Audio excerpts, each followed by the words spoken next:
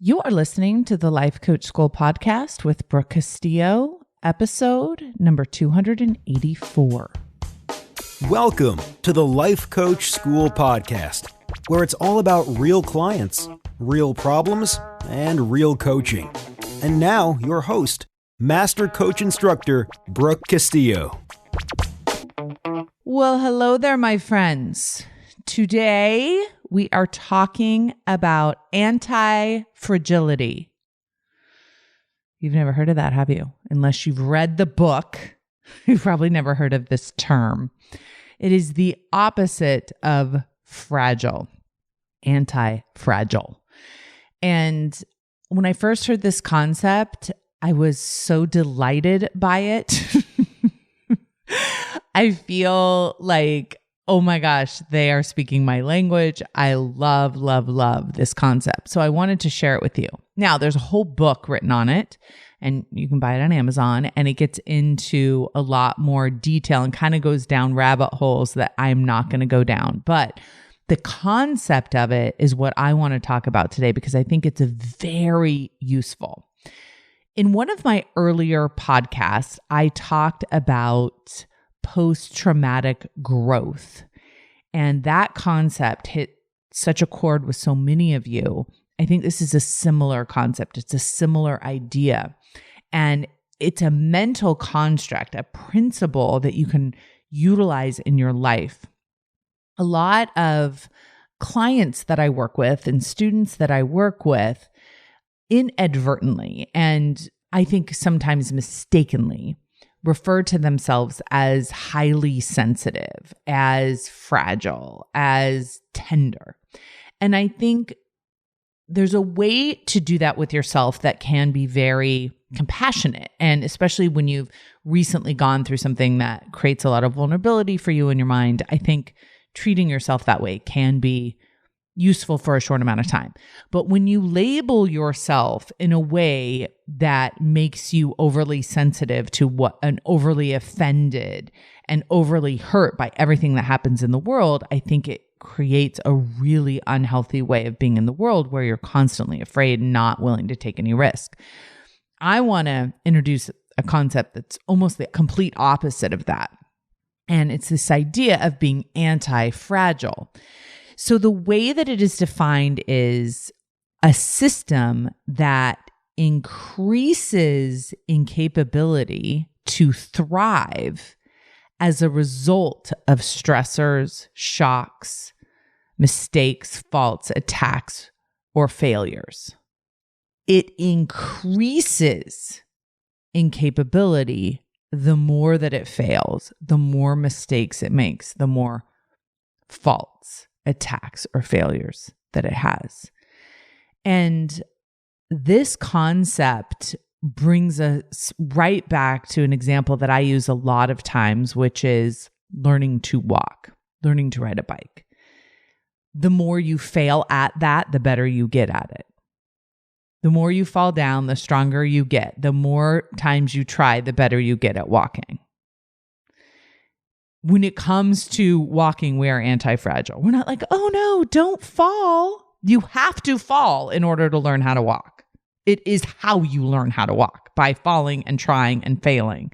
Same with riding a bike, right? You fall more than you ride in the beginning until you get it and then you ride. And I was recently reading something that I thought was totally fascinating, and they were talking about how do you teach someone to walk? And it made me think a lot about my students who come to me and they want to know the how. They're like, how do I build a business? How do I make 100K? How do I become so natural at coaching like you are? And they want like the prescription. And I'm always telling them it's not about the how. It's not about step-by-steps to get there. And even if I give you the step-by-steps to get there, that's not how you're going to get there. You're going to get there by falling down.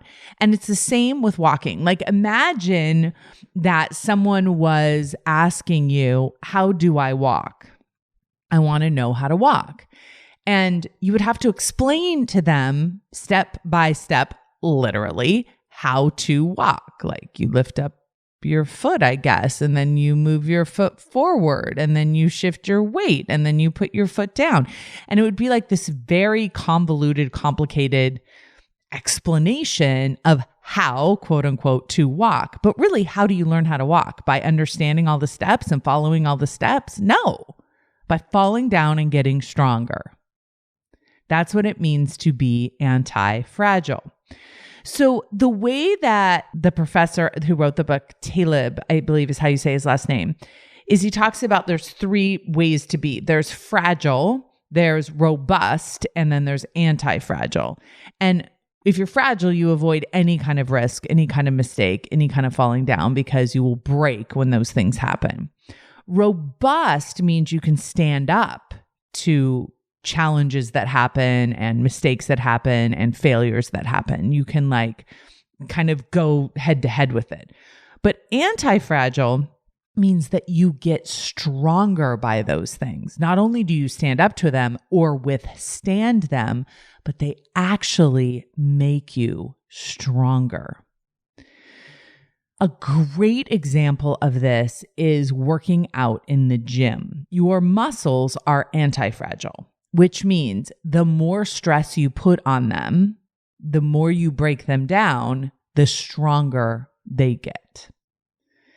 And another example of that was used is like a vaccine. Like if you get a vaccination, you put a little bit of a poison inside of you, and then your immune system develops an immunity to that. You actually become stronger against that by the experience of it.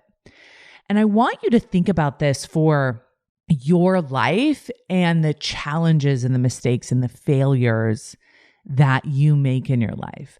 I think so many of you are living your life as if you are fragile, as if you can't take the failure. You can't take the mistakes. You can't take the humiliation. You can't take the attacks or the stress, that you have to protect yourself from that, which of course makes you more fragile and weaker, right? Because you're not going in there and stressing the muscles and making them stronger. They're literally atrophying. And I think a lot of you who are fragile are very well intended. I think you're trying to be compassionate and love yourself and take care of yourself, but you're getting the opposite effect. What's happening is because you're not exposing yourself to the challenges that are available when you go after something you really want, you're not becoming any stronger. You're not growing. You're going the opposite direction. And I think some of you have stopped at robust. You've stopped at, hey, I can stand up to this. I can withstand it, but you're not utilizing it to make you stronger. So when I talked about post-traumatic growth, one of the concepts that I introduced there is that a lot of people will go through a trauma and they will become stronger and actually better on the other side of it, not in spite of it, but because of it, because of the growth that was required to get over it and to handle it and to withstand it. They have now grown into a stronger version of themselves. And I have a lot of students who attest to this, who talk about how all the challenges in their life have really made them who they are and how they have grown from those challenges. And so I want you to try on this idea.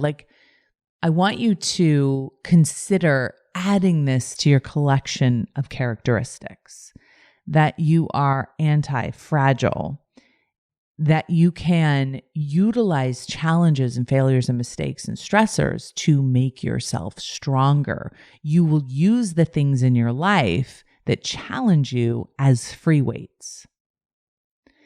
And that's how you will approach your life. Bring it on. Bring over the exercises, bring over the weights, bring over the curriculum that is my life, and I will utilize it to make myself stronger by.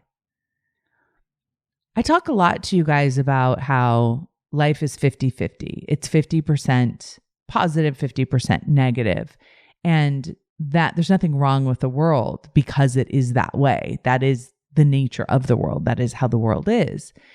And one of the points, I believe, of being in the world is to utilize that other half to fortify ourselves, to grow ourselves, to evolve ourselves beyond what we would be capable of doing if we didn't have those challenges.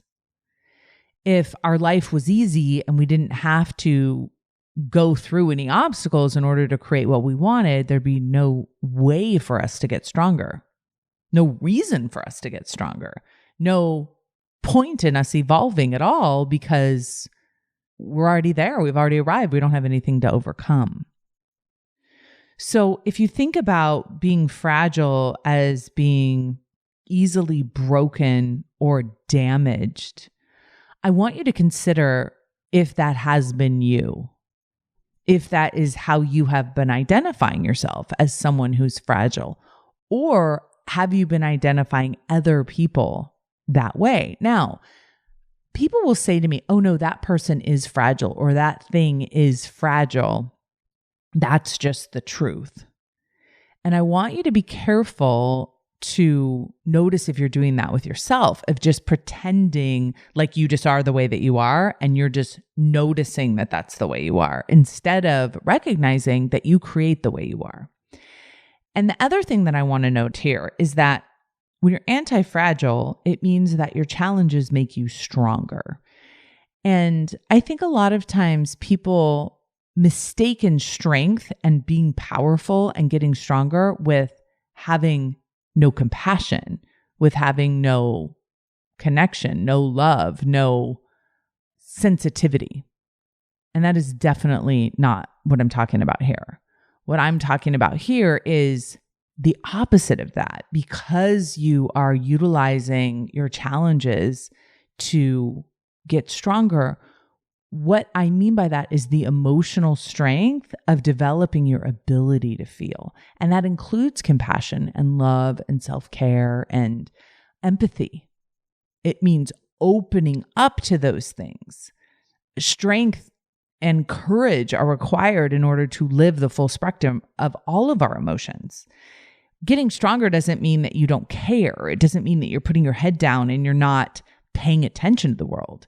It means that you are open and exposed on purpose because you can handle it, because you're strong enough to handle it.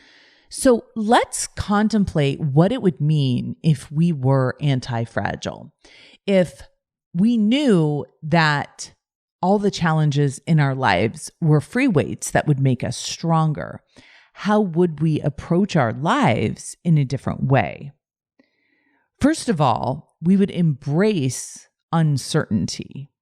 We would embrace change and randomness and chaos, which, by the way, have you noticed, are part of the world, are in the world at all times. It's interesting to me how often we expect things to stay the same. We expect there to be certainty. We expect to know what is going to happen when there's literally so much evidence to the contrary. Just when we think things are going well, something unexpected that we have no control over happens in so many of our lives and so consistently. And so when you recognize that those are all part of the experience of being human, and it's all part of the deal, and that we've signed up for that by being human beings, and not only that, we don't have to hide from it, which is what we do if we're fragile, and we don't have to stand up to it, which is what we would do if we're robust, but we actually can embrace it and utilize it and dive into it and explore all the corners of it because we're utilizing the contrast in the world to become the ultimate version of ourselves, the most powerful version of ourselves, the most extreme version of ourselves. Requires and includes challenges, obstacles, and going through them. We cannot become our ultimate potential if we're not willing to overcome the obstacles. That is how we get to our potential, is by being challenged. When we do this on purpose, when we approach our lives as being anti-fragile, we get very good and very skilled at overcoming obstacles and problem solving and strengthening ourselves. If we get our power from the challenge and we're always seeking the challenge, it becomes a circle. It becomes a way of regenerating our own energy. Challenge, utilize, get stronger. As we get stronger, we get better at utilizing problems. We get better at challenges. The more we seek out the bigger goals, the bigger challenges, the stronger we get. Once that circle of momentum gets going, we lose our fear of the fear because we understand that the things that we are naturally afraid of are the challenges that will ultimately make us stronger. Let me give you an example. Let's say you would love to have a best-selling book and you have stage fright. You don't like to be on stage. But you understand that if you face the challenge and you face the fear of being on stage, that you can be made stronger by that because you're anti-fragile. And let's say your first attempt, you get on stage in front of, let's say, 25 people and you freeze and you can't speak and you sweat and then you leave. That's as good as you do. You get up on stage, you sweat, and then you leave.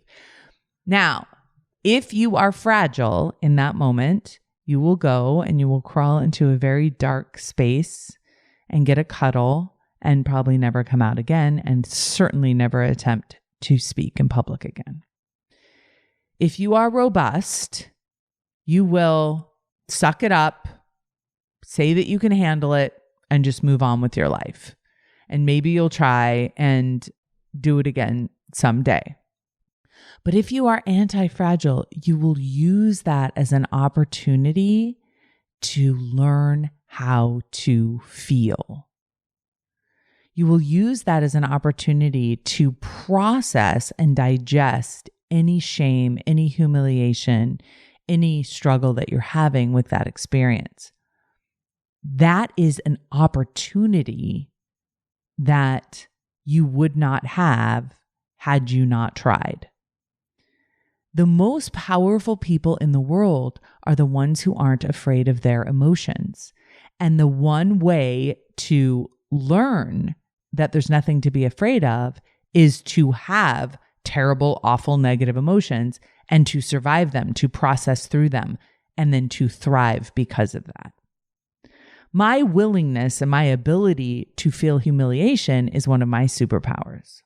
I have put myself in situations where I've exposed myself to the opportunity of humiliation and have experienced it and have felt it and have thrived from it. The more I do it, the less afraid I am of it. So the experience of stepping on stage and sweating and not being able to speak is the thing that makes you stronger to go on to the next time. And the more times you do that, the more times you fail at it, the stronger you will get at it. Now, people will say to me, no, how you get good at public speaking is by succeeding at it. But here's what I want to tell you. If every time you get on stage, you do well and you get standing ovations, you have not overcome the fear of not doing well. You're always going to have in the back of your mind, but I have to keep doing well. But if you've stood on that stage and the worst that could happen happened and you're still getting on stage, that confidence is the ultimate in power. I'm good at this and doing good at it is a level of confidence. But I can get up here and fail terribly and I'm still going to be good and I'm going to make myself stronger from it. That's a kind of confidence that's untouchable. It's unshakable. Think about it. If I've always gotten on stage and everyone's always given me a standing ovation and loved me, when I get on stage and people don't respond to me or people don't applaud me or people boo me, I'm going to be very fragile in that moment probably. But if I'm someone that's gotten on stage 50 times and half the time I haven't done well, half the time I've been booed, I have a level of strength and a level of fortitude and a level of anti-fragility that will take me to the next level, that will make me stronger. The failing has made me stronger than had I not failed, had I not gotten up there. If you can not be afraid of what you feel, you have removed any reason not to face a challenge. Because we want people to think positively of us because we want to feel good. But if we're willing to feel bad, then we're willing to have people think negatively of us. We're going to be willing to do anything. We're going to be willing to show up, and we're going to be willing to let our failures strengthen us.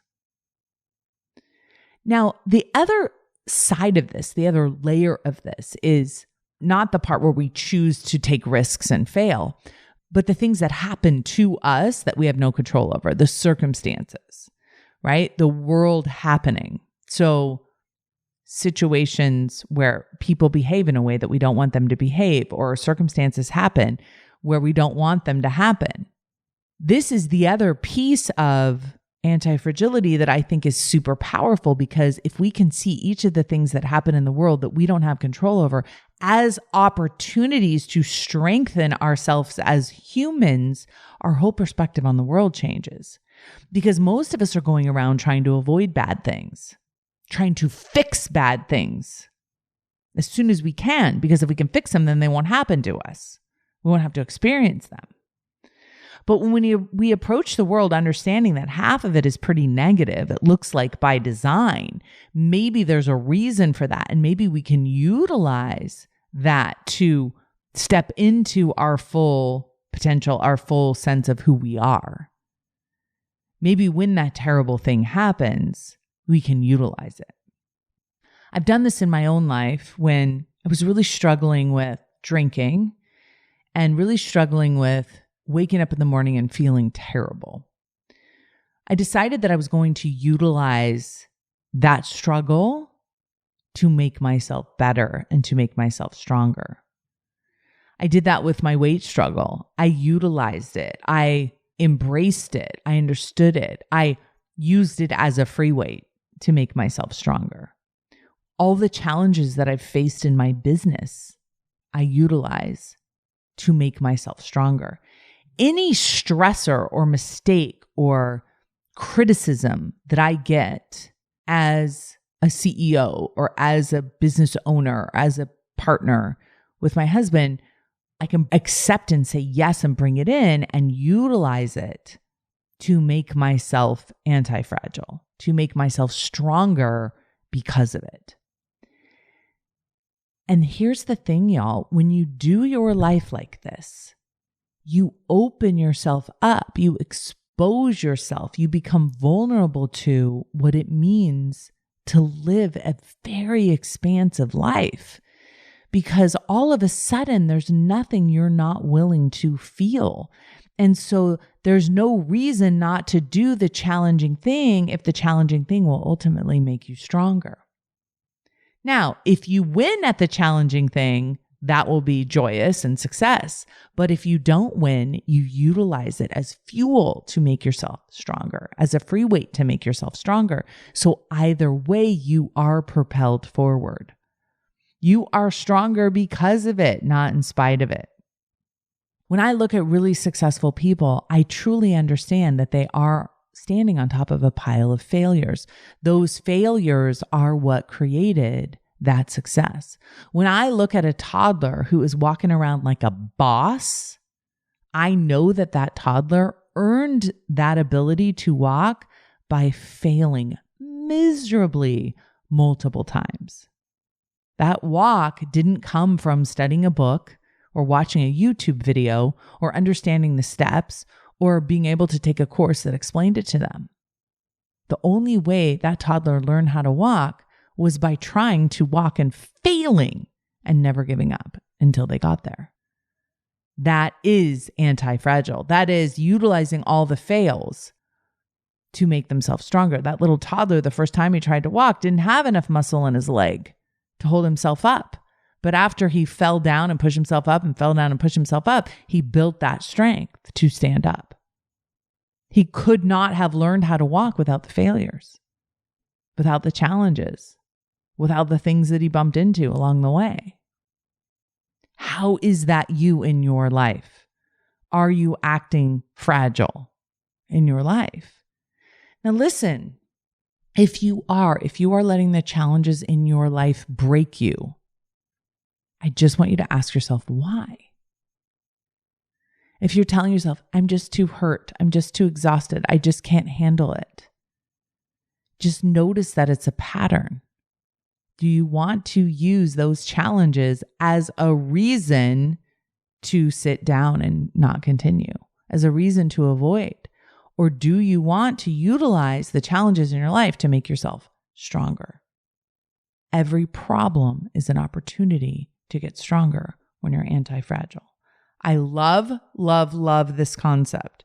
When we use it along with post-traumatic growth, I feel like we've spun the paradigm enough to be able to understand the world in a way that opens us up to it instead of closes us down.